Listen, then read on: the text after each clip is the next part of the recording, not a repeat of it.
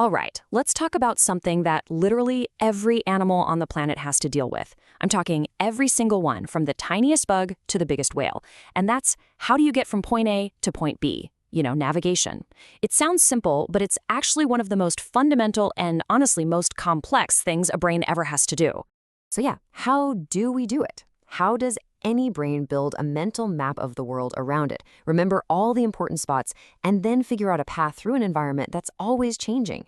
It's a massive puzzle, and it's one that neuroscientists have been trying to piece together for a very long time. To get some real answers, we're actually going to shrink way down and take a look inside the brain of a true master navigator, the humble fruit fly. I know, its world might seem pretty simple to us, but this tiny creature is constantly juggling a whole stream of information. The smell of a piece of fruit over there, the warmth of the sun up here, the shape of a leaf right there. And it uses all of that to build a surprisingly sophisticated map in its head. And it turns out this tiny navigator has a powerful secret weapon. It's a chemical that fine-tunes all its brain circuits and lets it react and adapt to its world on the fly. Okay, let's get into what that secret is. And that secret, it's serotonin. Now, I know what you're probably thinking. Serotonin? Isn't that the mood chemical? And yeah, it is. But its job is so much bigger than that. It's this ancient molecule that acts like a master neuromodulator. And not just in flies, but in us, too. So don't think of it like a simple on-off switch. It's way more sophisticated. Think of it more like the conductor of a huge orchestra, constantly fine-tuning the volume and the tempo of different brain circuits. To really get how this conductor works its magic, we need to zoom in. I mean, way in, to the tiny microscopic space between two neurons.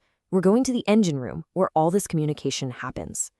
This right here, this is where it all goes down, the serotonin synapse. And I know it looks a little complicated, but the basic idea is the same whether you're a fly or a human. You've got one neuron at the top sending a signal and another one at the bottom receiving it. What's so incredible is that this simple-looking structure allows for such unbelievably complex communication. It's a design that evolution has stuck with for millions and millions of years. So the life of a serotonin molecule is a pretty wild ride. First, it gets made from tryptophan, yep, the stuff in turkey. Then it gets packed into these little bubbles called vesicles. When the neuron fires, bam, these vesicles dump the serotonin into the gap. It floats across and latches onto receptors on the other side, and that's the signal. Then finally, this little transporter called SERT acts like a vacuum cleaner, sucking up all the leftovers to be reused. The whole thing is just this beautiful, efficient cycle. But wait, here's where it gets even cooler. Serotonin doesn't always play by those strict synapse rules. Sometimes it just gets released out into the open, kind of bathing entire regions of the brain. They call this volume transmission, and it lets a tiny number of serotonin neurons set the whole mood, the whole tone for these huge networks of brain cells. So, okay, we know what serotonin is doing, but where exactly in the brain is it doing it? To figure that out, scientists had to create this incredibly detailed blueprint of the fly's serotonin system, mapping out every single one of these specialized neurons. And this is just a fantastic look at how science works. On the left, you've got this neat, color-coded schematic mapping out all the different groups of serotonin neurons. And then on the right, you see the real deal, an actual image from a microscope with those exact same neurons glowing inside the fly's brain. It's this combination of drawing the map and then seeing it in reality that lets us understand the brain's real architecture. Okay, get ready for this, because this number is kind of mind-blowing. A fly's brain has something like 100,000 neurons, right? So how many of those do you think actually make serotonin? A few thousand? Nope, it's about 100. That's it, just 100 little neurons. This tiny, super specialized team has the massive job of influencing activity across the entire brain. Incredible. And that team of 100 isn't just a random bunch. As you can see here, they're organized into these really distinct clusters, almost like different tactical units. You've got the bigger groups like the LP cluster with about 24 neurons, but then you have these tiny, highly specialized squads like the PMPD with just 6. That kind of precision really suggests that each of these little clusters has a very specific job to do, or a specific brain region to talk to. Which, brings us right back to our big question. We've seen what serotonin is, and we've seen where its neurons live. But how does this system actually help a little fly find its way in the big wide world? This diagram really helps connect all the dots for us. You can see the little fibers, the axons from those clusters we just talked about, like PMPD, reaching out to these major brain hubs.